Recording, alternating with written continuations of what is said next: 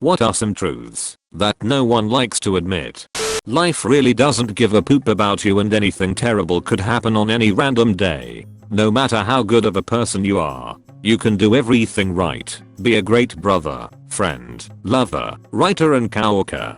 You can focus on making a difference and pursuing knowledge. Then a deer runs out in front of your car. You hit semi-truck and 5 days later you die on your GF's birthday. You've been together for 9 years. If you'd made it another 14 days you'd have been 27. RIP dude. It's never going to make any ducking sense. Yep. One of my parents' best friends didn't wake up Saturday morning. Super great dude. Marathon runner. Great shape. Healthy eater. All that. Nicest man ever, and would give you the shirt off his back without thinking twice. 51 years old and had a brain aneurysm while sleeping.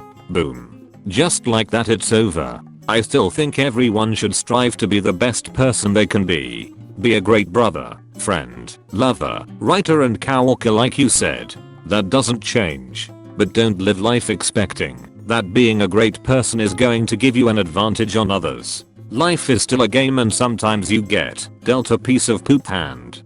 Don't take it for granted for 1 second. Just enjoy every day you get to be here. Looks matter. To add to this, winning or losing the genetic lottery in terms of attractiveness gives you a step up or down in life, and there isn't anything you can do about how people perceive that. Attractive people can often say or do something that an ugly person would be crucified for. Admirers have swarmed courtrooms for hot people who have murdered in cold blood. To add to this, genetic lottery is more than that. Sometimes you're put even 2 steps up or 2 steps down, and surprisingly enough, this imaginary staircase isn't infinite, as there's a pitfall below the lowest step. It's no longer you have to try more, work on yourself, hit the gym, or whatever. Below certain threshold you're ducked by life in unrecoverable ways. Sometimes it's friendship, relationships, or even in career or hobbies. Sometimes there are things simply out of your reach.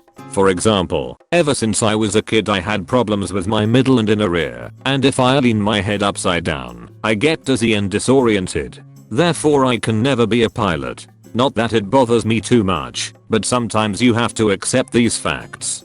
Your height matters a surprising amount. Wikipedia has a nice list. A couple of interesting numbers.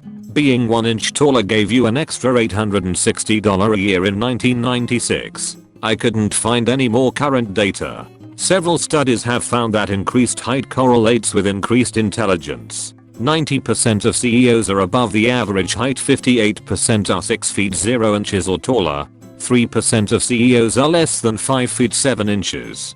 Being very tall or very short both reduce your dating options and probability of having kids.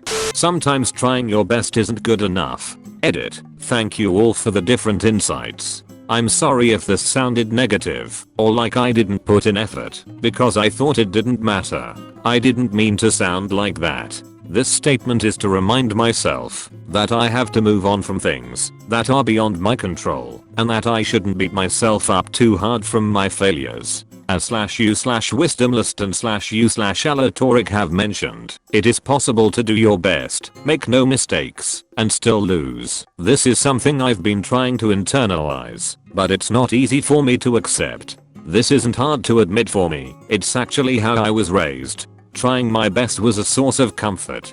If I did my best and lost, I could usually sleep easy knowing I did my best. If I still hated losing, I'd practice and make my best better. Even then I'd lose, but I enjoy a good loss more than a mediocre victory. If I lose knowing I've prepared as well as I could and did as well as I could, I take pride in the fact that I did my absolute best. I guess it's sad if you believe that you have no limits or are told as much. Trying my best is good enough for me, which is really all that counts. The hardest lessons learned in life are dealt and earned with grief, 100 spans of pain and strife, a stretch of lost belief. No matter what, or why, or when, or how, and who's to blame, it comes around, and comes again, and always hurts the same. I've failed 1,000 times before. I've felt my chances fall. I'd rather fail 1,000 more than never try at all.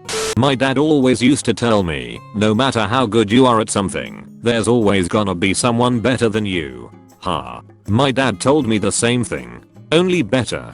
Haha, my dad told me that I'm a disappointment and threw a beer can at me. You can be replaced. As long as I have to be replaced, that's a good thing, because that means I'd leave a hole should I be gone. Obesity is not beautiful. You're beautiful, darling, she said with a sigh, but if you're not healthier sooner you'll die. I love you and care, and I swear that it's true. You're beautiful, darling, but this isn't you.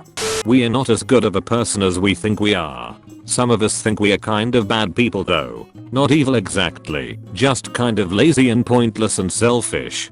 Most of us aren't special. Many of us aren't even above average. The most average person on earth is a 24.3-year-old Christian Chinese man making $9,733 a year with 2.333 children, and will eventually die from heart disease. Sometimes bad things happen, and there's nothing you can do about it. You can do everything right and life will still duck your poop up. Yup. Sadly, we are not in control of everything in our lives. People who think their fate is under their control are foolish. You can only make decisions, but not control the consequences. For every second we live is a result of 7 billion people each making 1,000s of decisions every day for many years. We can only hope to have it as we planned. My dad. If the game is giving you a ton of health items and ammo, you can be assured a boss is coming up. My dad. Nobody exists on purpose. Nobody belongs anywhere. Everybody's gonna die.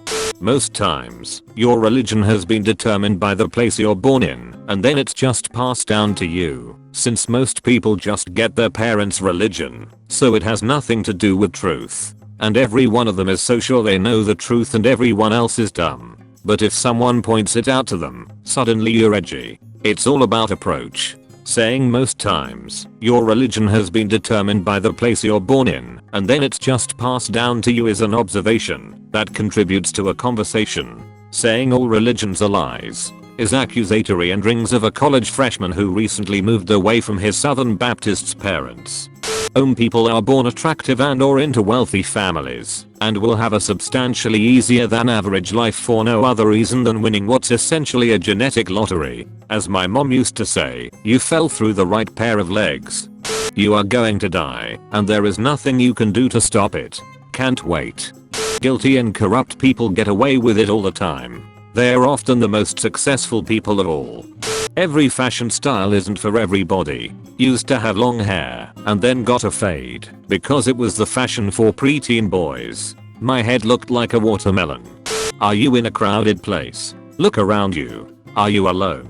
Think of the last 5 strangers you remember meeting. All of these people have lives as complex as you. They all have stories as unique as yours. They each have social lives. They each have years of memory, and they each look at you the same way you probably look at them. Scenery, paper cut, not even that. We only see ourselves as 3-dimensional. Everyone else is either 2 or 1. Treating other people as NPCs. Jobs are not coming back, and no amount of memes or name calling will help. He's dead. Of course he ain't coming back. The karma system on Reddit is used mainly by people who agree/disagree with comments or think they're funny rather than for what it's meant. You will become old if you are lucky. Everyone wants to get old. Nobody wants to be old. You have to go to bed now or else you are going to be wrecked tomorrow. Usually at 1 to 6 AM. But I'm at work. Don't make excuses. Go to bed. Lot of babies are ugly, but whenever someone shows pictures of their own, the response is always oh how cute. Law of averages dictates that those babies aren't always cute. There was a joke in a Reader's Digest once, and a pediatrician said to a new mom, "Oh, your baby's adorable," and she replies, "Oh, I bet you say that to everyone," and he answers, "No, if they're not that cute, I just tell the parents that they look just like them." I've adopted that as my own reactions to babies. They're either actually cute or look just like their parents. Pretty much what I do. Almost backfired on me once. Met up with a friend to catch up and meet her baby. Mine was a similar age too, and her baby was not cute. Looked like it had a unibrow. I don't like even white lies, so I said, "Oh, hello, little Jane. It's so nice to see you in person. Gosh, she looks just like Bob." The mom's response was, "Why does everyone always say that?" I couldn't say, "Because you married an ugly guy and your daughter takes after him." So I just said, and changed the subject. I can't even do it on Facebook. If I have to say something, I usually just say congratulations and that I'm glad everyone is healthy. Just avoid the topic of looks completely. We're all selfish. *SHELLFISH. Stop your clamoring. There are way too many people on the planet and we need to quit churning out babies and making it worse. Or as Bill Burr put it, half of you have to go.